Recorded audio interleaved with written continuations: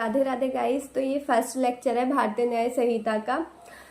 मैं लेक्चर डालती रहूँगी ताकि आप एआईबी का एग्ज़ाम अच्छे से दे सकें और आपको बहुत आसानी हो कोई भी एग्ज़ाम अटेम्प्ट करते टाइम। ये जो सीरीज़ रहेगी भारतीय न्याय संहिता की, ये सिर्फ एआईबी के एग्ज़ाम के लिए ही नहीं रहेगी। आप कोई भी एग्ज़ाम दोगे तो उसमें आपको हेल्प मिलेगी। तो ये जो भारतीय न्याय संहिता का जो एक्ट नंबर है ये है 45, मतलब 45 नंबर है। ये 2023 में जो एक्ट इनेक्ट हुए हैं उसका जो नंबर है एक्ट का ये है 45।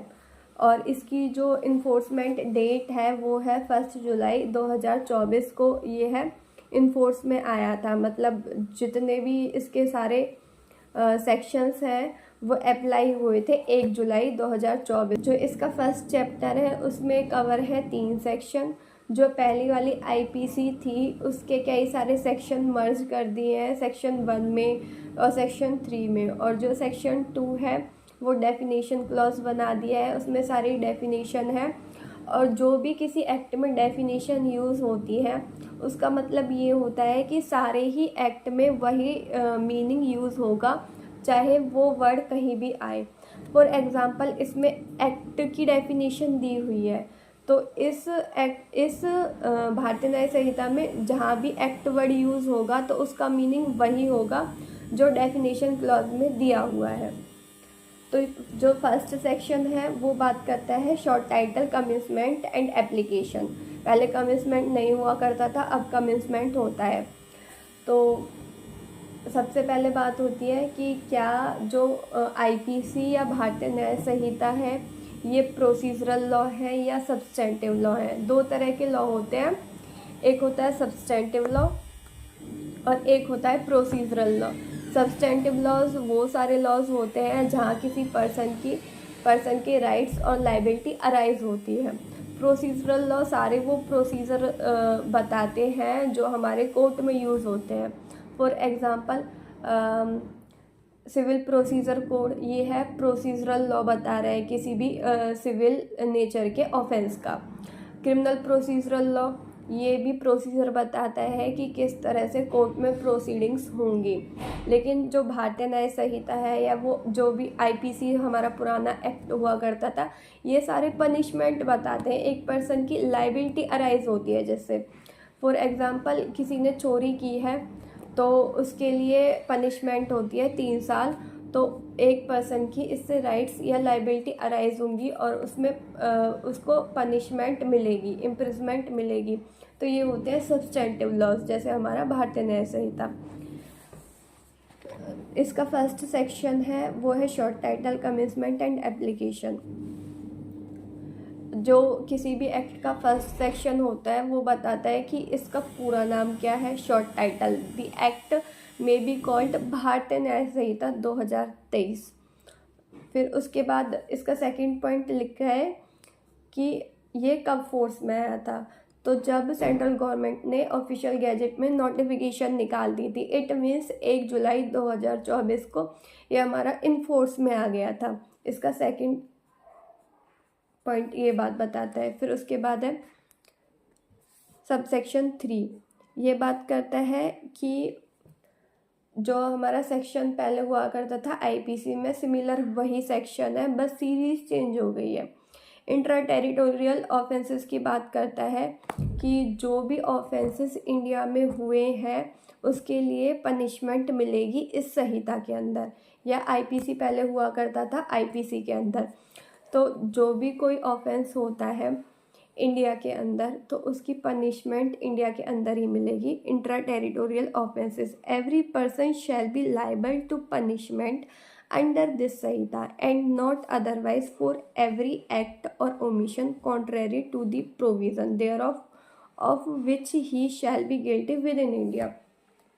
यहाँ बात हो रही है every act or omission. Every act मतलब कोई एक्ट करना, किसी करने से कोई ऑफेंस हो, एक्ट के करने से कोई ऑफेंस हो, या ओमिशन किसी एक्ट के ना करने से कोई ऑफेंस हो। फॉर एग्ज़ाम्पल किसी की कोई ड्यूटी थी और उसने परफॉर्म नहीं की, अगर मॉरल ड्यूटी परफॉर्म नहीं की तो वो ऑफेंस नहीं होगा, लेकिन अगर किसी को यही ड्यूटी है, यही काम करना है और वो नहीं करता, तब वो ओमिशन होगा। फॉर एग्जांपल, जैसे किसी की ड्यूटी है सभी लोगों को पानी में से निकालना और बचाना, अगर वो नहीं करता है, अपनी ड्यूटी परफॉर्म नहीं करता, तो वो ओमिशन कहलाता है और उसके लिए पनिशमेंट होती है।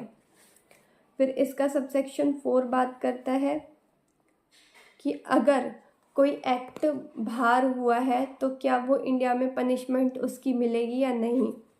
Any person liable by any law for the time being in force in India to be tried for an offense committed beyond India shall be dealt with according to provision of this Sanhita for any act committed beyond India in the same manner as if such act has been committed within India।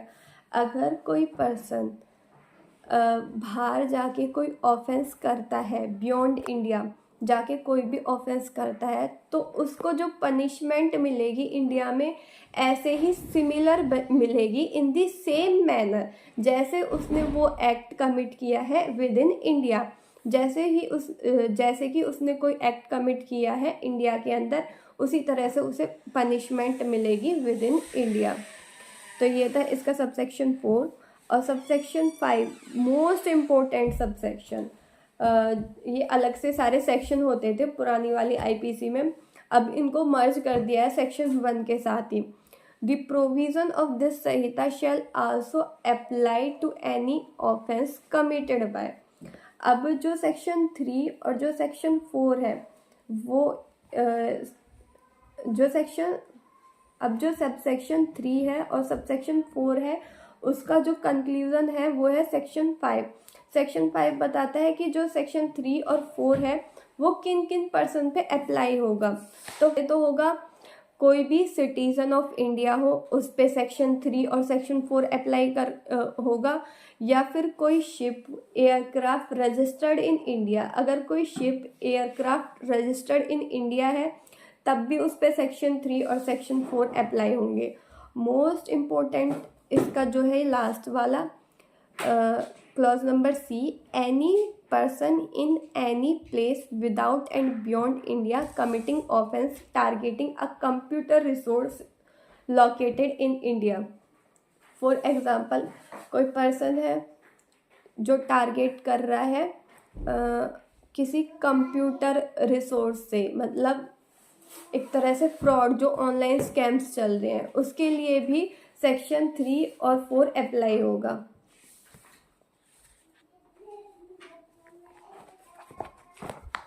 इसके explanation में दिया हुआ है, in this section the word offence includes every act committed outside India which if committed in India would be punishable under this Samhita.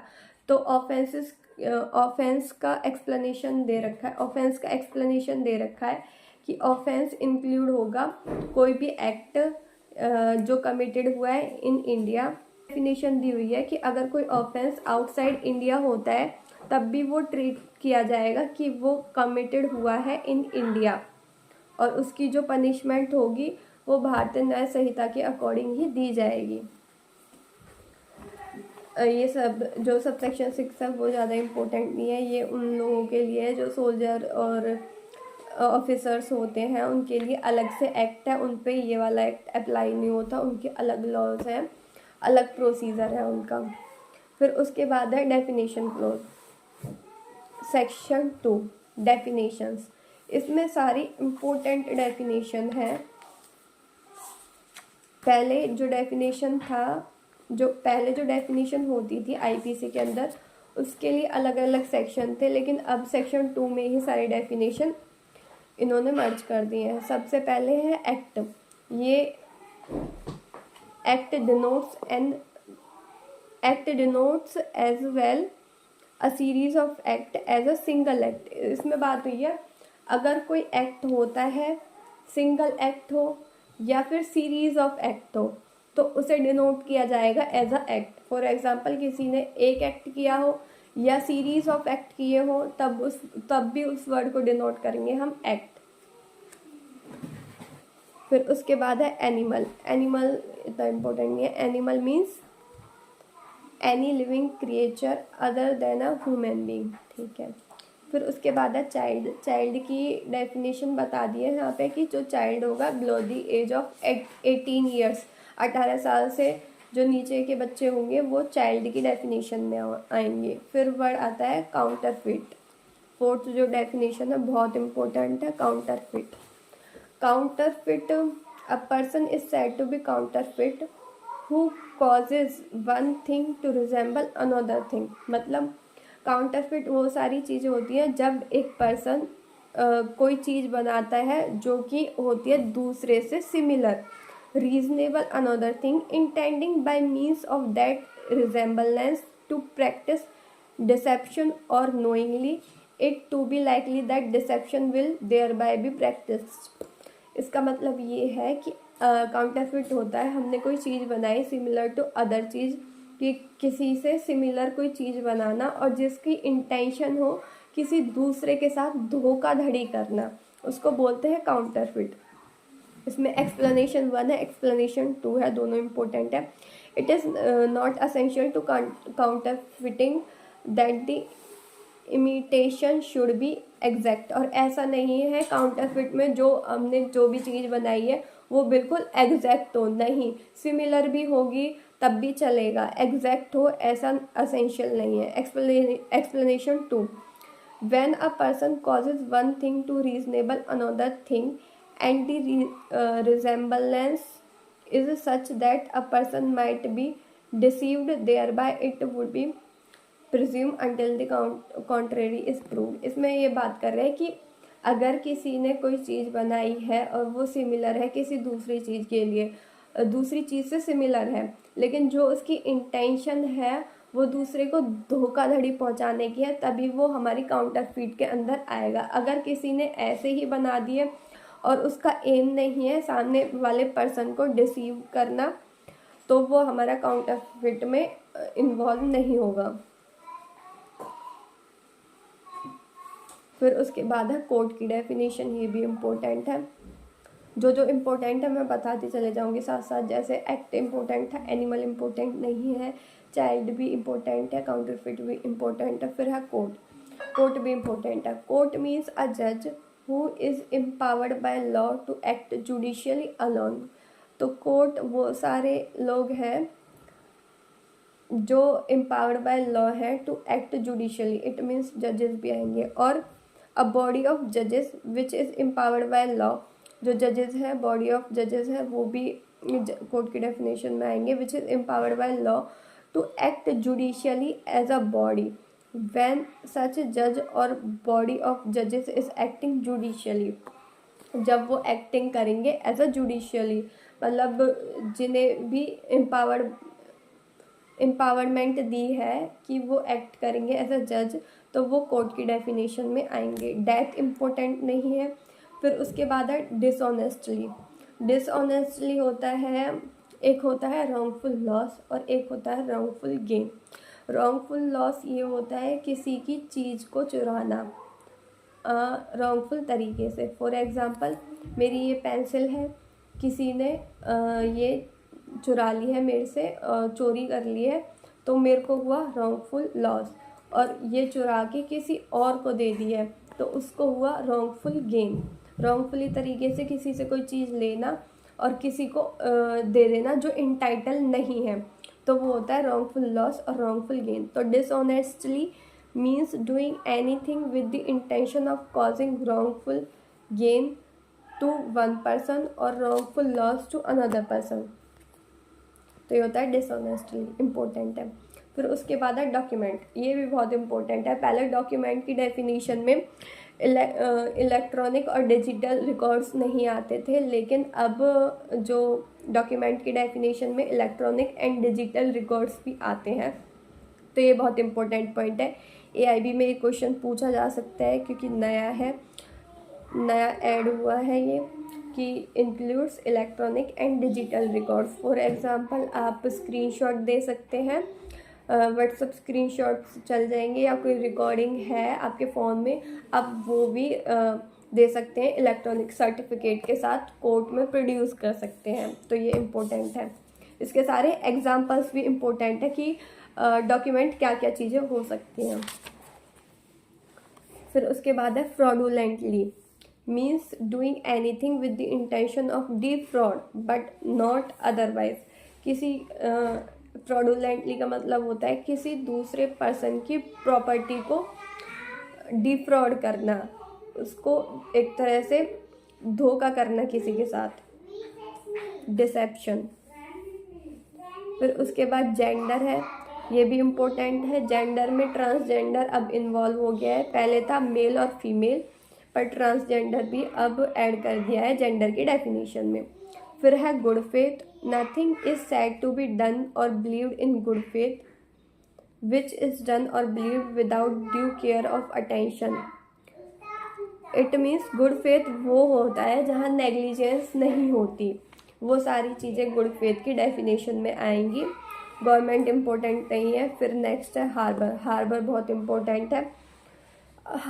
Harbour में वो सारे लोग आएंगे जिनको एक तरह से किसी ने आश्रय दिया है, shelter, food, drink, money, clothes, ये सारी चीज़ें प्रोवाइड करी हैं। फॉर एग्जांपल कोई क्रिमिनल है, उसको हार्बर करना, उसको मैंने अपने घर में रहने के लिए दिया है, खाना पीना दिया है, और मेरे को पता है ये चीज़, वो एक ऑफेंडर है, उसने कोई क्राइम किया है, तब भी मैं उसे आश्रय दे रही हूँ, ये होता है harbour. Harbour include supplying a person with shelter, food, drink, money, clothes, arms. Injury, injury भी इम्पोर्टेंट है, means any harm whatever illegally cause to any person in body, mind, reputation of property. Injury ऐसा ही नहीं है कि किसी को damage हो, किसी को डैमेज होना चाहिए इन body, mind, reputation of property. अगर किसी को रेपुटेशन की भी इंजरी होती है तब भी वो इसकी डेफिनेशन में आएगा और वो पनिशेबल होगा, ये आगे बात करेंगे। लेकिन अभी यहाँ सिर्फ डेफिनेशन की बात हो रही है कि इंजरी में क्या इंक्लूड है। अगर वर्ड आता है इंजरी आगे जाके किसी भी सेक्शन में, तो हम समझ जाएंगे इंजरी का मतलब वही है जो सेक्शन 2 में दिया हुआ है, सेक्शन 2 क्लॉज 14 में इंजरी। फिर उसके बाद है clause 15, illegal and legally bound to do. Illegally and legally bound to do मतलब इलीगल वो सारी चीज़ें, the word illegal is applicable to everything which is an offence or which is prohibited by law. Illegal वो सारी चीज़ें जो law prohibited करता है किसी चीज़ को करने के लिए, और लीगली बाउंड टू डू जो वो सारी चीज़ें जो लॉ हमें बोलता है कि तुम्हें करनी चाहिए, or which furnishes ground for civil action, and a person is said to be legally bound to do whatever it is illegally in him to omit। फिर उसके बाद है जज, क्लॉज 16 जज। जज वो सारे पर्सन होंगे जो एम्पावर्ड बाय लॉ होंगे और जिनको अथॉरिटी है कि वो जजमेंट की डेफिनेशन दे सकते हैं, और जो जजमेंट देते हैं वो सारे लोग बॉडी ऑफ पर्सन्स होते हैं। एक बार ये रीड कर लेना, ईजी है पर इम्पोर्टेंट भी है। लाइफ इम्पोर्टेंट नहीं है। फिर लोकल लॉज इम्पोर्टेंट है। लोकल लॉज सारे वो लॉज, जैसे आप किसी जुडिशियरी का एग्ज़ाम देते हैं तो उसमें लोकल लॉज आते हैं, मतलब वहाँ के जो भी लोकल लॉज हैं वो यूज़ होंगे। रेंट एग्रीमेंट वाले हुए, रेंटर्स हैं, वो यूज़ होते हैं। और फिर उसके बाद मैन की डेफिनेशन इम्पोर्टेंट नहीं है। मंथ एंड ईयर इम्पोर्टेंट नहीं है। मूवेबल प्रॉपर्टी इम्पोर्टेंट है। मूवेबल प्रॉपर्टी वो सारी प्रॉपर्टी होती है जो मूव हो सके। इसमें एक इम्पोर्टेंट वर्ड यूज़ हुआ है, every description. Include property of every description except land and thing attach to earth. Intangible चीज़ें भी हो सकती हैं मूवेबल प्रॉपर्टी के अंदर, इंटेंजिबल चीज़ें भी आ सकती हैं। ये इम्पोर्टेंट चीज़ है इसके अंदर। बाकी मूवेबल प्रॉपर्टी आप समझते हो जो मूव हो सकती है, एक्सेप्ट अटैच टू अर्थ, और परमानेंट जो चीज़ें होती हैं उनसे। नंबर इम्पोर्टेंट नहीं है। ओथ इम्पोर्टेंट नहीं है। ऑफेंस बहुत इम्पोर्टेंट है। ऑफेंस और क्राइम में डिफरेंस है। ये एक पूरा लेक्चर लगेगा मेरे को बताने में, लेकिन ऑफेंस में बता देती हूँ। इसमें ऑफेंस का मतलब वो सारे ऑफेंसेस हैं जिनकी पनिशमेंट दी हुई है इस वाले एक्ट में। ऑफेंस और क्राइम दोनों अलग अलग चीज़ें हैं। क्राइम है वो है ब्रॉडर टर्म, और जो ऑफेंस है वो है नैरो टर्म। क्राइम में वो सारी चीज़ें इंक्लूड होंगी जिनकी पनिशमेंट तक नहीं है, लेकिन ऑफेंस सिर्फ वही होंगे जिनकी पनिशमेंट प्रिस्क्राइब हुई है, उनको बोलते हैं ऑफेंस। फिर उसके बाद है ओमिशन। ऑफेंस का देख लेना, ये सारी चीज़ें ऑफेंस कहलाएंगी जिसमें ये सारे जो सेक्शन है इनमें पनिशमेंट दी हुई है। ओके, फिर ओमिशन मैंने आपको बता ही दिया है। फिर पर्सन बॉडी ऑफ पर्सन भी हो सकता है, कंपनी भी हो सकती है, एसोसिएशन भी हो सकती है, इनकॉर्पोरेट हो चाहे ना हो। फिर उसके बाद पब्लिक इम्पोर्टेंट नहीं है, पब्लिक सर्वेंट बहुत इम्पोर्टेंट है। इसमें बहुत सारे पॉइंट हैं, ये याद करने के हैं, बहुत ज़्यादा इम्पोर्टेंट है कि कौन कौन पब्लिक सर्वेंट की जो डेफिनेशन है उसमें कौन कितने सारे लोग आएंगे, कौन कौन आ सकता है। ये AIB में क्वेश्चन में पूछा जा सकता है कि क्या ये पब्लिक सर्वेंट की डेफिनेशन में आता है या नहीं आता है, एक बार आप ये रीड कर लेना। फिर है reason to believe. Reason to believe, a person is said to be have a reason to believe a thing if he have a sufficient cause. अगर किसी पर्सन के पास सफिशिएंट कॉज है बिलीव करने का। अब मैंने जितने भी सेक्शन पढ़ाए हैं इसमें मैंने एक वर्ड, जैसे इसमें मैंने बता दिया सफिशिएंट कॉज, मतलब यही जो वर्ड है ये बता रहा है हमारा सेक्शन अच्छे से। सफिशिएंट कॉज होगा जहाँ वहीं होगा रीज़न टू बिलीव। अगर हमें सफिशिएंटली कोई रीज़न है कि हम उस पर बिलीव कर सकते हैं, to believe that thing but not otherwise. Okay, फिर उसके बाद special law means a law applicable to particular subject. Special law जैसे हमारा भारतीय न्याय संहिता हुआ, और हमारा ये हुआ CRPC हुआ, CPC हुआ, एविडेंस हुए, ये सारे हमारे स्पेशल लॉज हैं। और लोकल लॉज वो सारे होते हैं जो इनके अलावा होते हैं, हमारी अलग अलग स्टेट में लोकल लॉ यूज़ होते हैं। वैल्यू सिक्योरिटी इम्पोर्टेंट नहीं है, वैसल इम्पोर्टेंट नहीं है, वॉलेंट्रीली इम्पोर्टेंट है। इसका मतलब है स्वेच्छा से, अपनी इच्छा से। A person is said to cause an effect voluntarily when he causes it by means whether he intended to cause it or by means which at any time of employing those means he knew or had reason to believe to likely to cause it। मतलब अपनी इच्छा से किसी पे reason to believe करना, ये होता है voluntarily। फिर will इम्पोर्टेंट नहीं है, will वही टेस्टामेंट्री डॉक्यूमेंट। वुमेन इम्पोर्टेंट नहीं है, वुमेन एनी एज हो सकती है, लड़की। रॉन्गफुल गेन बता दिया, रॉन्गफुल लॉस बता दिया। गेनिंग रॉन्गफुली, लूजिंग रॉन्गफुली वही है। वर्ड एंड एक्सप्रेशन, जो भी हम वर्ड और एक्सप्रेशन यूज़ होंगे वो पूरी संहिता में यूज़ होंगे, ये ज़्यादा इम्पोर्टेंट नहीं है। फिर सेक्शन 3 में इम्पोर्टेंट है हमारा क्लॉज 3, क्लॉज 5, ये इम्पोर्टेंट है। जैसे कि हमारा जो क्लॉज 3 है इसमें बताया है पर्सन स्पाउस, पहले था स्पाउस नहीं था, वाइफ और क्लर्क और सर्वेंट थे, लेकिन अब यहाँ पर्सन स्पाउस कर दिया है, या तो वाइफ भी हो सकती है या हस्बैंड भी हो सकता है, ये इम्पोर्टेंट है, ऐड हुआ है नया। फिर उसके बाद है कॉमन इंटेंशन। हमारा जो हमारा कॉमन इंटेंशन था वो था पहले IPC में सेक्शन 34, अलग से सेपरेट एक सेक्शन था, लेकिन अब है क्लॉज 5 सेक्शन 3 का। When a person act is done by several person in furtherance of common intention of all। अब ये वाला जो क्वेश्चन है इसमें बहुत सारे केसेस आते हैं और बहुत सारे क्वेश्चंस आते हैं, बहुत सारे केसेस हैं, और इसमें डिफरेंस आता है कॉमन ऑब्जेक्ट में और कॉमन इंटेंशन में, बहुत इंपॉर्टेंट है। इससे रिलेटेड भी कई सारे अलग से केसेस हैं। तो ये वाला जो टॉपिक है कॉमन इंटेंशन और कॉमन ऑब्जेक्ट का, ये मैं अलग से आपको बना के दूंगी। यही रहता है बस सेक्शन 3 के अंदर, और बाकी चैप्टर 1 आपका आज हो चुका है। तो नेक्स्ट वीडियो में मैं आपको बताऊंगी कॉमन इंटेंशन और कॉमन ऑब्जेक्ट में क्या डिफरेंस है। अगर आपको मेरी वीडियो पसंद आए तो आप मेरे को कमेंट कर सकते हैं, या मेरे को कुछ इम्प्रूवमेंट करने की ज़रूरत हो तब भी आप कमेंट कर सकते हैं। अगर आपको सिर्फ नोट्स चाहिए कि नोट्स हमें हैंडमेड नोट्स चाहिए, तब भी आप मेरे को कमेंट कर सकते हैं कि किस तरह से वीडियो आपको सही लगेगी, किस तरह से मैं वीडियो बनाऊं और मैं और अच्छे से इम्प्रूवमेंट करूं अगली वीडियो में। आपको क्या क्या चीज़ें मेरी वीडियो में अच्छी लगी, ये सारी चीज़ें प्लीज़ कमेंट करना। बाकी फर्स्ट चैप्टर आपका हो चुका है, सेक्शन 3 रहता है, वो मैं कल के लेक्चर में बता दूंगी। Thank you guys.